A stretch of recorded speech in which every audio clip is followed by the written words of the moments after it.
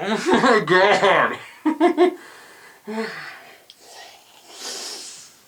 Does Moment by Moment have a little too much character development for your shitty anti-Valentine's Day movie marathon? Well, look no further, because the 1981 version of Endless Love is here to take your box of chocolates and replace it with a box of dog shit. And as a preserver of all things film, and whatever pieces of cinema generally get great reviews, this movie breaks my heart, having been brought to us by the fantastical Franco Zeffirelli, the director of the original vapid love story, Romeo and Juliet, not to mention his other works like Blackface Domingo, and convincing us that Mel Gibson could play a pretty good Hamlet. Then again, he also showed us that having tea with a dictator would be less scary and more boring. I already questioned this movie from its tagline. She's 15, he's 17, the love every parent fears? Really? That's the love every parent fears? I could think of a couple worse things. How about she's 15, he's 47, or she's 15, he's 5? Anyway, let's get on with this already crappy Valentine's Day. Hey, it's from Polygram, long before they adopted the Silver Surfer as their mascot. The hell, what's the title trying to say here? Ass love? Well, I can get behind that. Oh, god damn it, the cat's on the copy-paste button again. You get off that keyboard, Lloyd. The theme to the movie is by Lionel Richie, but the script is by the blind girl from Hello, Is It Me You're Looking For? The film is based on a novel by Scott Spencer, though there is one person who would disagree with that, and that is Scott Spencer. Plus, according to the ending credits, it features Jimmy Spader. I wonder if he's in any relation to Jimmy Spader. I see, this is where the cool kids hung out in 1981, the planetarium. Our lives seem like small grains of sand. Wait, this isn't the planetarium, they're just watching Attack of the Clones. This movie skips that whole meet cute, seeing their relationship grow cliche, and just starts out with our lovebirds David and Jade having already met. What would you do if I died? The heavenly stars, the shrinking planetary systems. Ugh. Good one, movie. It's 5 minutes in and I already want to puke. Right now, they're experiencing something that did not happen at any of the film's screenings, an audience applause. And if you want to know a little more about David... You don't belong in this group. What's your name? David. I'm a senior, sir. I'm taking independent study. Go on, get out of here. Get out of here. You little scamp, trying to bang the freshman girls. David is on his way to a party being held at Jade's house. Good night, everybody. Well, what is this, Halloween? I thought Halloween was October. Yeah, can't you tell? He's dressed up as the most famous 1981 Halloween costume, Shitty James Bond. Let's keep this dialogue train rolling. You're beautiful. Which is what the casting director said to her the second before screaming out, "You're hired!" Hey, that Jimmy Spader looks an awful lot like James Spader. The knife goes on the left, the fork goes on the right. No, No, it it doesn't. doesn't. The The knife knife goes goes on on the the right. left. The knife goes near the grass, on the right. No, it doesn't. The fork goes on... Here, you take the fork. When your family said they were into being anal, I didn't think they were talking about the silverware. And this will be the first time I question the sanity of their mother. Have you ever seen anything like it? I found it today in this thrift shop. Look at it. Look at the fabric. It's falling apart. It's yours. Oh, don't pick at it. Oh, don't mind her. She just has to send Ricky and Angela on their way to camp. I wonder if they're still talking about silverware. Okay, does the fork go on the right side of the plate or the left side of the plate? Are you right-handed or left-handed? Right-handed. Then put it on the other side. Yep, still talking about silverware, and it appears they've solved the table setting mystery, so you can't fault the movie for not tying up loose ends, I guess. You two finally gonna say something to each other that's worth a damn? I love you.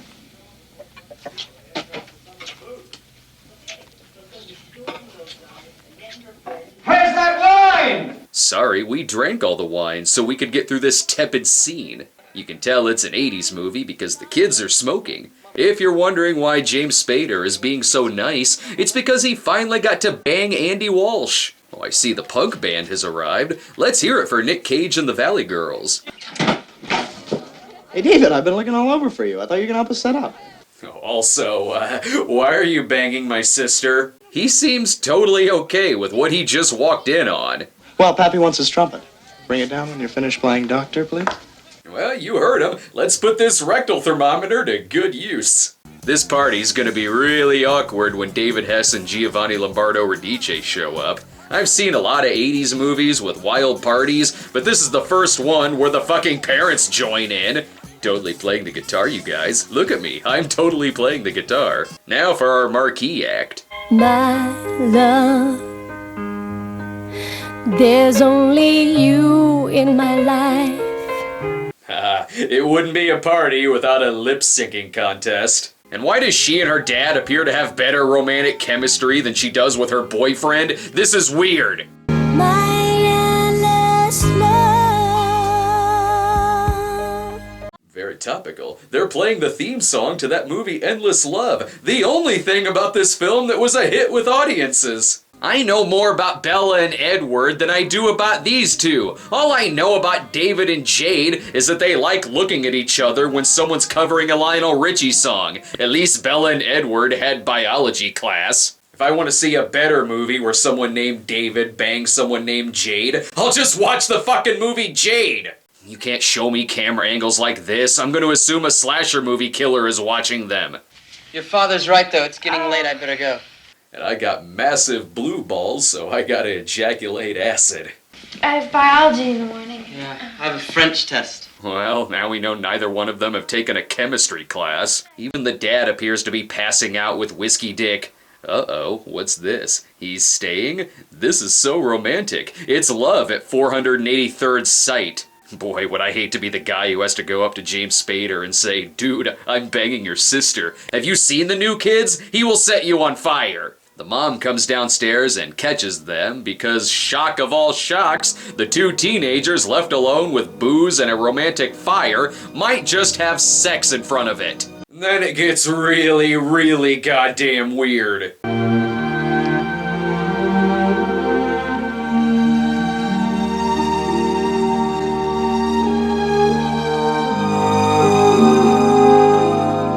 Just what every good parent does, sits there and watches their 15-year-old daughter get plowed. Wow, why hasn't my husband ever tried that move on me?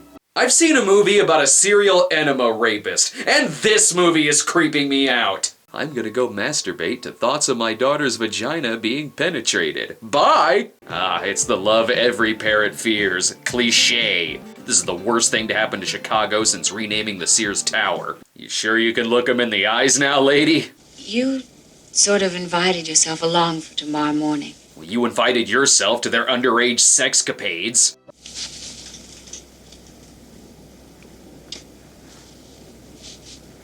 No, no, no, no, no, no, no. Fucking awkward, no. Someone better get shot in this. I'll teach you to star in a movie about time-traveling turkeys. Bonding with an angry Spader is a foolish decision, my friend. My grandfather built that place.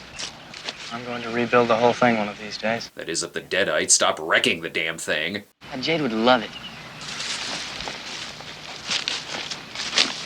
Imagine getting up in the morning with a lake right there. What is with this guy? He keeps talking even though people have left the scene. This guy sucks, and I think Spader agrees.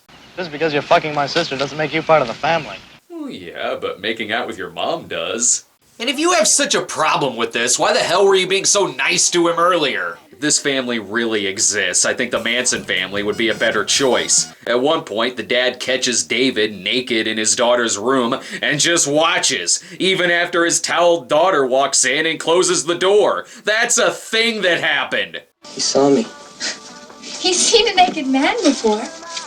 Do tell. Or just talk romantic nothings again. If he comes in here, he'll kill me. Then we'll die together. Oh, shut up! I see Brooke Shields' no nudity clause went straight to this guy's ass. David is here. I just caught them bare-assed up in our room. My God. I thought it was something awful. What? Why is the tagline, "The love every parent fears"? Seems like at least one of the parents doesn't give a shit. I'm so happy to hear you say that. You're always so definite with the children. Let's all be open about sex. Well, they certainly got the idea. See? It's your fault his penis fits perfectly inside of her vagina. Such compelling arguments here. You're the one who's always saying she's sleeping too much. Which clearly means that she should stay awake getting boned all night. Plus, their late night phone sessions are pissing off James Spader. You've been on over an hour. Will you give me a break, please? If this movie doesn't end with James Spader going on a kill-crazy rampage, I'm gonna consider this to be a huge disappointment. This movie is a huge disappointment. One on the telephone. Yeah, if he's not here, he's on the phone. Oh, and I have to study. Bitch. I hope you're happy with yourself, Brooke Shields. You've turned nice Spader into Steph Spader. Hi there. I broke into your house. I'm gonna kiss you all over as you sleep, 'cause I'm creepy. Doing this is only a reminder that we haven't seen Brooke Shields' tits once. Oh, right, underage. We haven't seen her body double's tits once! I'm going to name a star after you. I'm gonna name it Brenda Star. It'll go over about as well as Endless Love. This scene gives them their most lines together yet, which means they wasted on lines like this. When I'm wrinkled and fat, you'll stop loving me. C'est la vie. I'll never stop loving. You can't say that. You don't know. Yes, I do. I knew that from the very first. I'll never stop loving you. Moment by Moment gave their characters more shit to say than this. It was cheesy, yes, and unrealistic and incredibly poorly written, but it wasn't as vapid as this Twilight rejected fanfiction crap. Well, the poster's still there, isn't it? Well, guess it is time to switch that out again. I see they woke up her body double. Best get in at least one day's work. Love scenes aren't as romantic when one of the actors is cheating. Apparently, Zeffirelli would grab Shields' toe to give her an orgasm face. I don't know what that says about Brooke Shields' feet, but it's better than Umberto Lenzi's method of stabbing a pig to death off camera. It's that awkward moment when you realize your daughter is having better sex than you are. Probably should have kicked this kid out of the house, like every sane parent would. What's the matter? He's just realized he's stolen TJ Hooker's toupee by mistake. At least he's now getting mad at something. What are you doing? Come here, give me that. Give me that. Over your hand, damn it. Jesus Christ, I don't believe this. I can't sleep. You don't fool around with these things. Nice priorities. Boyfriend can stay over and fuck you till the break of dawn, but don't you dare take a sleeping pill that I have in my medicine cabinet. We are not a couple of little kids. He doesn't give a damn about you. All he cares about is his own satisfaction. I'm sorry, is that crying or are you just deflating a balloon off camera? Stay out of Well, this. look, I was the one who brought him here. I just want to apologize. Back to your everybody. room. Did you? Because they were already together when the movie first started, so it's not your fault. It's just bad writing. Boy, am I glad I wasn't in that last scene. Even the Lifetime Network would ask him to tone it down. Now's the chance where the dad finally acts like a parent 15 years too late. I don't want you to go in the house. Why? What's the matter? You and Jade won't be seeing each other for a while. Aw, you've made Clark Kent sad. Is she in there? Don't you go in that house. I'm going to talk to Jade. You get the hell out of here. No.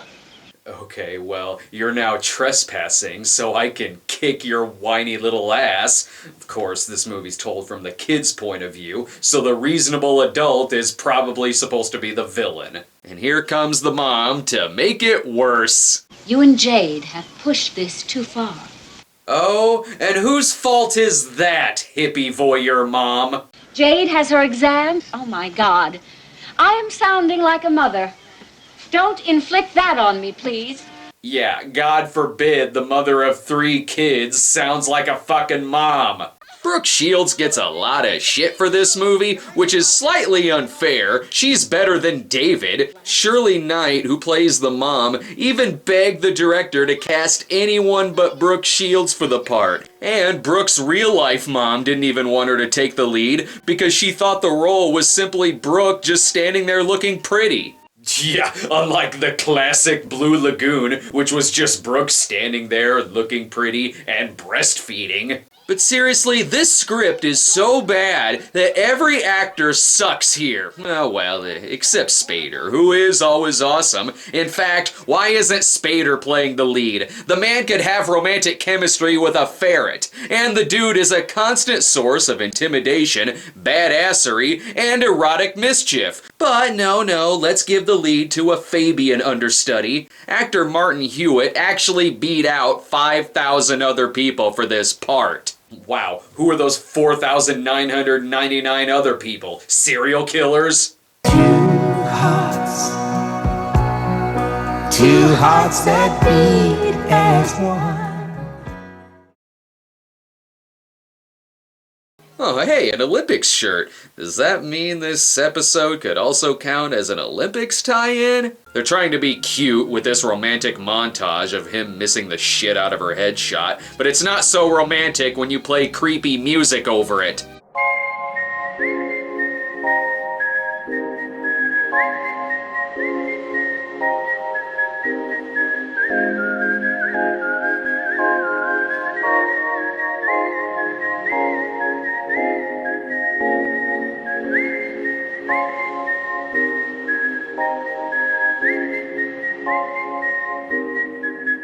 You're right, movie. Twisted Nerve is a more romantic film than this. Hey, wait a minute. Is that Tom Cruise? That was hardly the time to be lecturing Brooke Shields on medication again, Tom Cruise. Jesus Christ, time and place. Yet here's another actor who would be more appropriate for the role than Martin Hewitt. Did you ever try to light a whole pile of wet newspapers? Jeez, it smokes like crazy. I got real scared, see. But you want to hear the wild part? It's like I'm a hero or something. They thought I saved the whole block. To this day, my mother thinks I'm a hero. Hey, you better not tell her what I just told you either. Thanks, Davy Jones. You should have gotten the lead. Hell, even Sharknado here would have made a better lead. Guess he'll just have to hang out in his room and listen to music.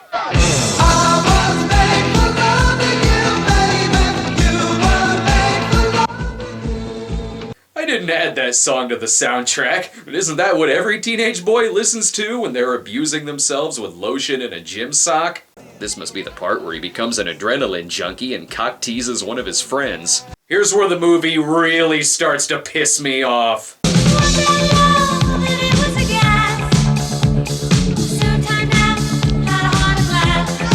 No. You do not deserve this soundtrack, movie. Hell, the soundtrack to The Apple is too good for you. You know, there is a line between teenage romance and the movie Fear, and this one is going right into self-bruising, fingering on a roller coaster territory. And what is with this schizo dad? One minute he grows a pair and becomes stern, and then the next he's blowing smoke in a teenage girl's face. Keep in mind that they did not tell David to stay away forever. They just told him to stay away for 30 days and then he could come back. That is what's making him go insane. Is it time for the creepy music again?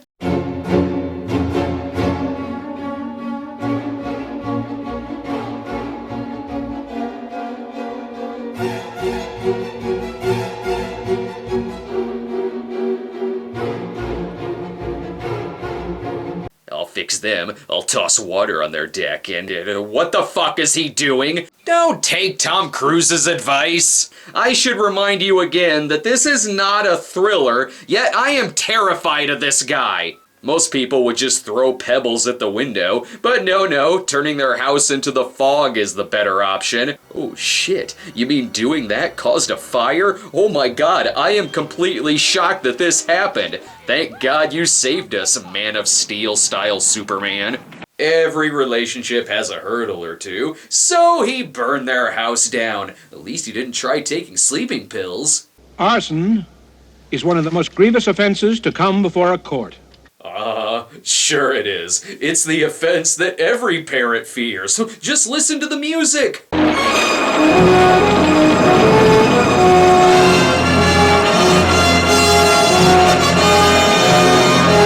Never thought I would hear the sinister version of the Endless Love theme. I am sentencing him to 5 years probation, on the understanding that he enter a psychiatric facility approved by the court. Good! Though I'm sure this movie is gonna try to convince me that him getting locked up is a bad thing.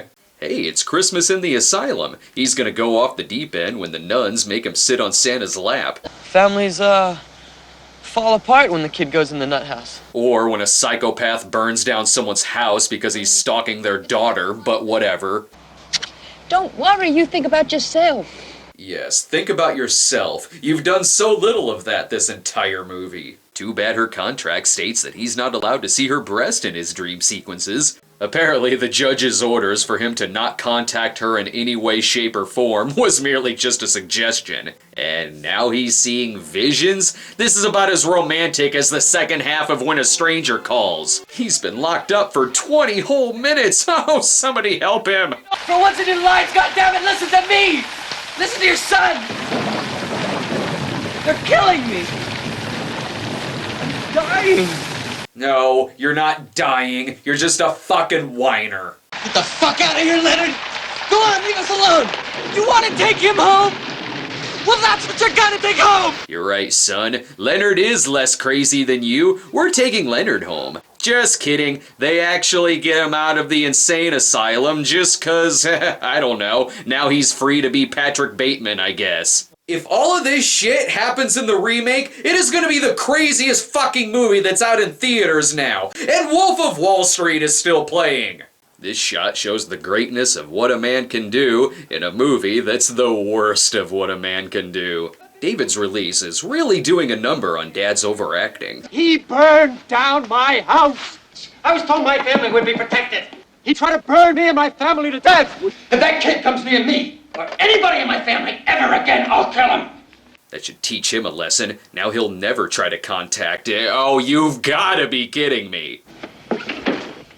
You know, I don't like surprises. Yeah, she doesn't like surprises. She just likes masturbating to them. I must say, it's not the same when Benjamin tries seducing Mrs. Robinson. By the way, it's 2 years after the house burning, so he's now 19, which means legal drinking age? Whatever, time to get more awkward.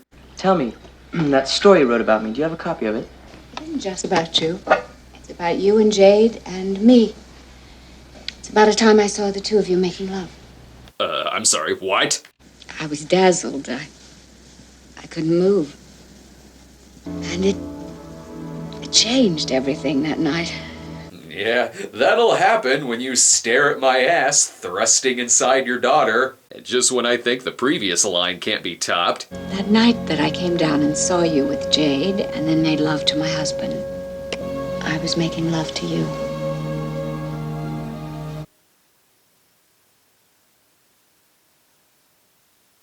She's only doing this because she wants him to set fire to her pants. I remember seeing a movie once where a man seduced a woman so that he could get into bed with her underage daughter. That movie was Lolita. I know it's difficult to understand, but I can't make love to anybody but Jade. What I'm saying is the drugs in the mental institution have rendered me impotent, so I need a distraction. Give it a few minutes, he'll do something creepy again. He always does.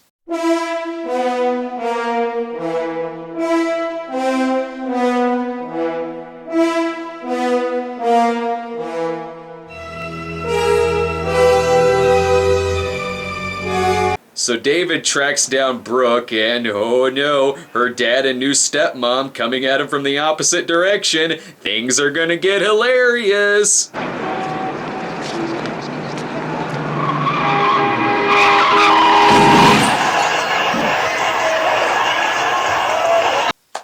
Bravo! You burned their house down and you killed her dad. Glenn Close in Fatal Attraction didn't cause this much damage on a family. And is it weird that this is the couple I'm most rooting for in this movie? This movie is worse than Moment by Moment, but somehow the older woman, younger man chemistry is slightly better than that movie. Probably because in this one they don't look like siblings. And yeah, just bring David on in here at a sensitive time when people want his fucking head. What the hell is he doing here? David was in town. This has nothing to do with you, so don't push in now. I loved your father. He saved my life. You came here looking for my sister. Hey, another character with a head on his shoulders. Jerk. Back at David's apartment, oh my god, background model from a Robert Palmer song, what are you doing here? Man, this is like that scene from Rocky when he first kissed Adrian, only if, you know, he killed her dad first. I felt like I ruined your life. We can talk about that sometime. There won't be any sometime. I remember this scene from Star 80. It was right before he blew her head off with a shotgun. They say their goodbyes, and this scene has the emotional impact of telling a 4-year-old to lay off Oreos for a day. That is, until it gets rapey. Jade! Don't! Please, stay with me! But I don't care what happens to me, Jade! All I care about is you! Don't you see? I can't let it go! It's not over! I didn't have to add the suspense music to that. The guy is just a fucking creep. But I guess the Susan Hayward submitting to John Wayne moves worked on her too, because then this happens.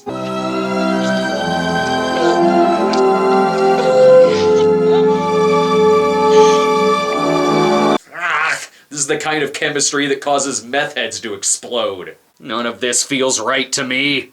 It'll mean it's all over. Maybe like it never even happened. Ah, yeah, dad dying, house burning down. Pfft, it's all in the past. That is, until Spader gets a hold of him. Yeah, what room is David Axelrod in? I'm not sure what the former senior advisor to President Obama has anything to do with this, but whatever. Spader confronts him that his stepmom witnessed David being there when their father was killed. And honestly, dude, maybe you should deny this one. Who was there? It was an accident. Ugh, this guy would send this entire family to their graves before he'd take anything to his own. Plus, you could have had the guy arrested way sooner. He was, after all, breaking his parole. And don't fight Spader. Spader can turn into a werewolf. It's a madhouse! A madhouse!